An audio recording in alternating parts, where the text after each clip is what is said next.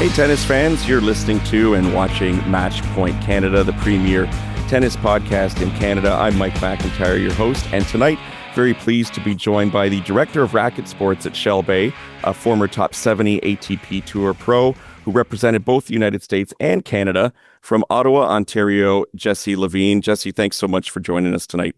Yeah, love being here. Happy to be on the show, and thanks for having me. It's great to have you back. I know you've spoken with my co-host Ben Lewis before, and tonight you're all mine. And the overwhelming reason that we wanted to have you on this week, and I hope you don't mind, but some pretty big news dropping just today that Serena Williams, the GOAT, is going to be coming back indeed to professional tennis at the age of 44, play the grass court swing. We hope that she'll extend beyond then, but I know you've had the good fortune, and well, she's had the good fortune of hitting with you too, but that the two of you have spent some time together. So maybe let me know, because I didn't realize that there was a connection between you and Serena. So how did that come about this year?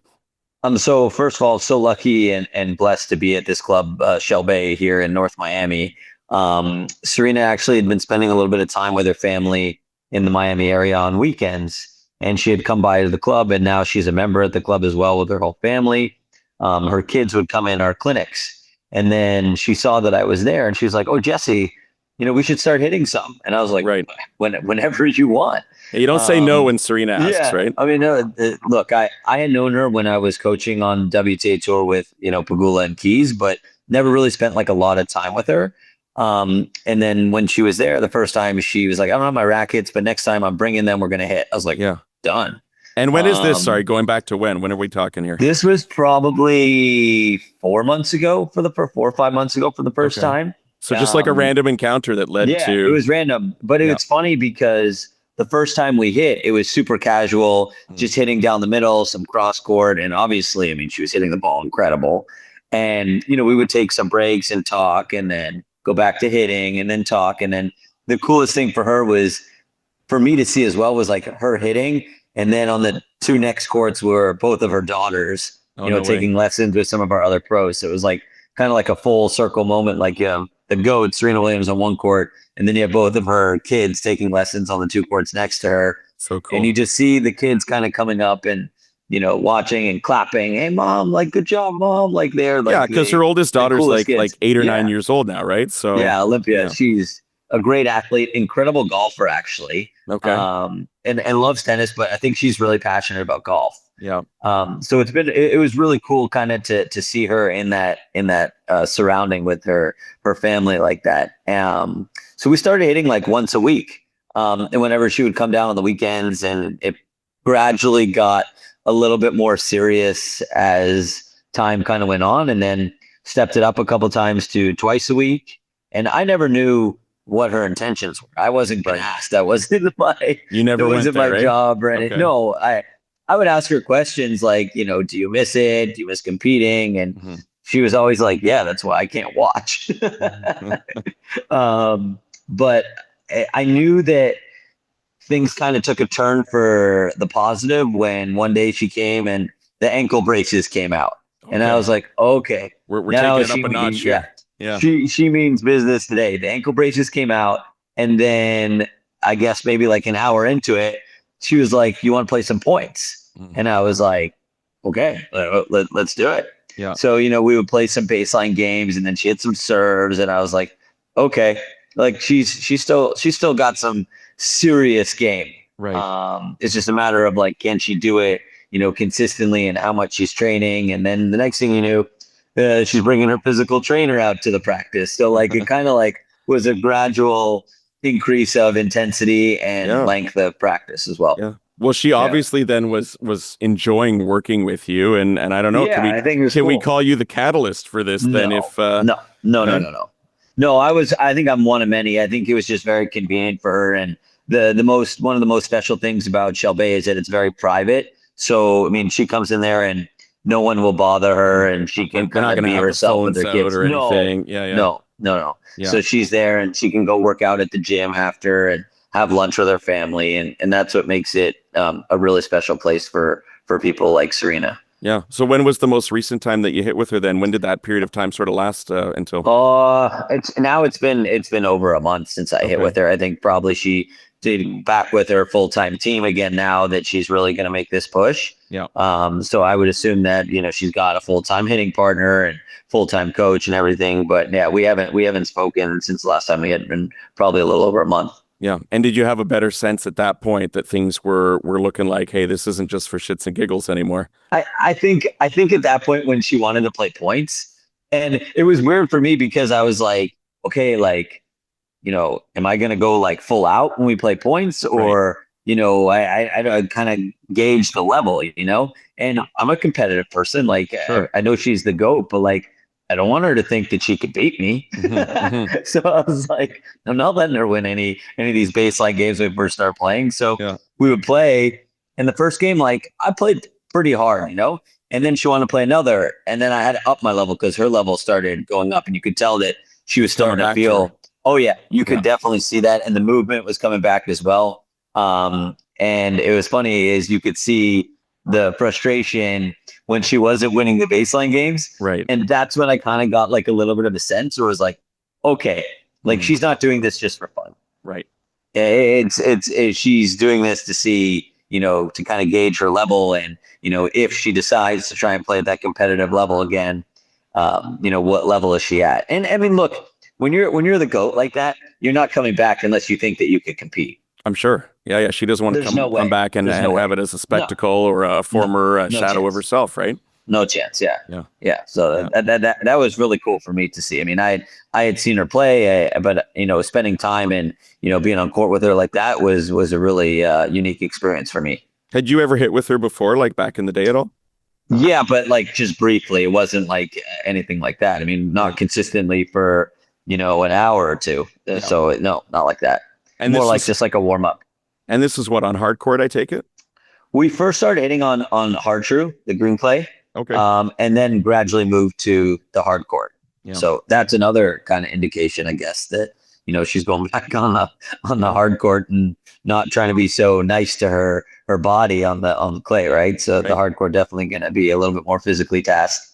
I mean, we all heard the rumors months ago, or not the rumors, but we found out she was back on the doping list, and so that was interesting. Why would you do that if you weren't curious about coming back? And then when I saw her hitting with you, I thought, well, this is really interesting too. And then we had the rumors about a week or so ago that it was going to be for the grass season, which really isn't surprising. I mean, does it strike you as the most logical place for her to come back? I would think so, because those are the shortest and quickest points on the grass surface. Yep. So I think, for her to come back, she obviously has won many times on the grass and, multiple titles in different events and different tournaments. So I think she's very comfortable on that surface. And I think it'll really help with the serve as well when she comes back, because she's still serving incredibly well with a lot of power and was hitting her spots, really well for not playing or not serving. Mm-hmm. And I don't know, but I was reading about it a little bit as well, and it seems that she's just coming back for doubles to start. So today it was confirmed that it'll be at Queen's Club for doubles. Yes. And it's been openly rumored that Vicky Mboko will be her partner there. Yeah, I saw that. Vicky was so diplomatic when they asked her following her last match at Roland Garros about it. And she's like, look, if Serena wants to talk about it, and I'm going to let her break that news if that is even happening, like she was so poised in how she handled the question. Yeah. I agree. And I also, Caroline Wozniacki as well, on the TNT broadcast at French Open right now, they were really asking her a lot of questions because her and Serena are very close. Yeah. And she handled it incredible. She just kind of didn't really dodge the question, but just was like, look, if she wants to come back and play, great. Whatever it is that she wants to do, I support it. And she wasn't really giving much much detail. No one's going to steal Serena's thunder, right? That's for sure. And then post she made today. Yeah, the post today, like a 15-second post of her phone blowing up, and she's like, "Oh, why is everyone so interested?" So subtle, but so Serena, I feel like in many ways. And so it looks like doubles for this one, but you'd have to imagine if she's going over there that. Like you said, the competitive desire probably burns deep to test herself in the real show, which is singles, of course, right? Yeah, I think it's a great way to start with the doubles and kind of get in the groove a little bit and get those competitive juices flowing, because I always say this when, a top player or the GOAT, comes back and hasn't played in a competitive situation in years now. You can't simulate competition. You can't simulate that adrenaline that you get going onto the court. You can, practice 6 hours a day and your body may feel great and, you may recover well. But the second that a little bit of adrenaline and those nerves kind of come into play, it's a different ball game. Not that she's not going to be able to handle it, but I think she's doing it really smart by starting with just doubles and then kind of gauging to see how she feels and if she really wants to give singles a go. Yeah. I mean, if memory serves correctly, when she last played and sort of, evolved away from tennis, as she called it, what was that, summer of 2022 now, with 4 years ago? I believe so, yeah. And she had come back after, like, if memory serves correctly, like she had been away from almost a year and came back and also, I think, picked it up at the grass court level there and had that little run at the U.S. where she made the third round and beat Annette Kontaveit, who was like the number 2 player in the world at the time. And I felt like, gosh, if she just had like more training, more reps behind her, she still obviously got the game that can trouble the top players in the sport. I mean, when you have the weapons that Serena Williams has, I mean, look, as long as her body stays healthy and she feels that she could withstand, a 2-3 hour match and recover and come back to play the next day, I mean, she could do it for a lot longer. And is she going to be a Grand Slam contender? That's a different question. Yeah. But she could, I mean, look, I tell you right now, like the way that she was hitting, she can make some deep runs if she wanted to play singles. Yeah. I could tell you firsthand. I mean, I spend a good amount of time hitting with her. She can make some deep runs just depending on how healthy, her body is and how it holds up once she gets into those competitive situations. Yeah. Well, I mean, as well as anybody, your career was unfortunately cut short due to injuries and you were in were you late 20s, early 30s when that happened? Yeah. That was late 20s. I had elbow surgery and it was never the same. Yeah. But you know what it's like. Like, I'm the same age as Serena. You're a little bit younger, but still, like, the body doesn't always respond how we want it to at this stage, right? So you never know what it's going to allow you to do. But knock on wood that she can come back and stay healthy enough to... I love it. I think it's great for the sport. I think it's great for the game. And I think it's, incredible for her. And I know, that she's spoken out how important it is for her kids to see her play and compete at that level. So that is so special that's going to happen. Yeah. Hey, look, I get a kick out of my kids watching my men's league hockey games here in Toronto. Okay. So I can only imagine how doing it at Wimbledon would feel, right? Like, that's awesome. And my kids think I'm pretty friggin' cool doing just what I do, so it doesn't take much sometimes, right?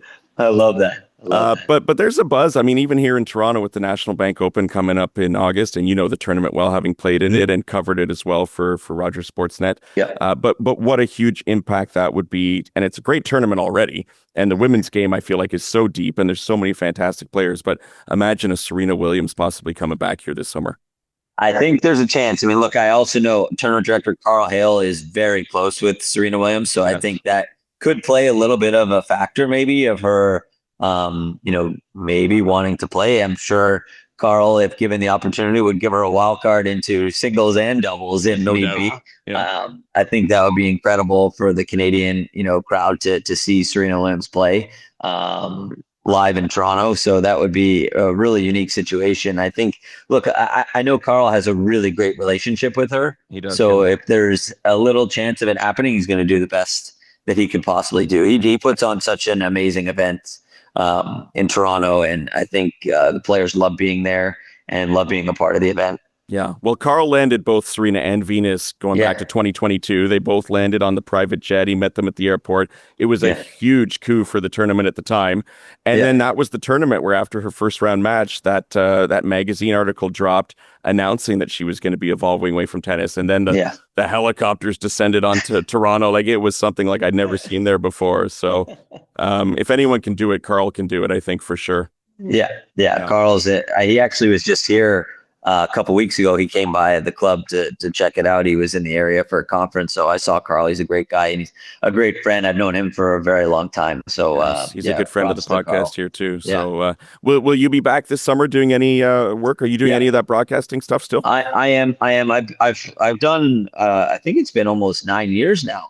Yeah, so crazy. I'll be in Montreal this summer. I was in Toronto last summer. Okay. But this year I'll be in Montreal. I do the courtside commentating and post-match interviews for Sportsnet. Yeah. So last year it was cool because in Toronto I was doing it live to the house in the stadium. Mm-hmm. So that was pretty unique. And then this year I'll be in Montreal doing the same thing. It's an amazing event to cover. Obviously played in it in multiple times, but now to kind of be on the other side of the fence and covering it for such a great network like Sportsnet, I'm very blessed. And then I do the US Open as well. Yeah, cool. Well, hey man, Yeah. it's so great to see you still involved in the sport. I mean, Yeah. you mentioned time flies, and when I looked at your retirement date, I'm like, oh my God, has it been that long already? Yeah. Because Yeah. it made me remember it was shortly after you had switched over to represent Yeah. Canada, I Yeah. feel like. Yeah. And we were all super excited to have you in the mix, and add to that depth that we had in Canadian men's tennis at the time.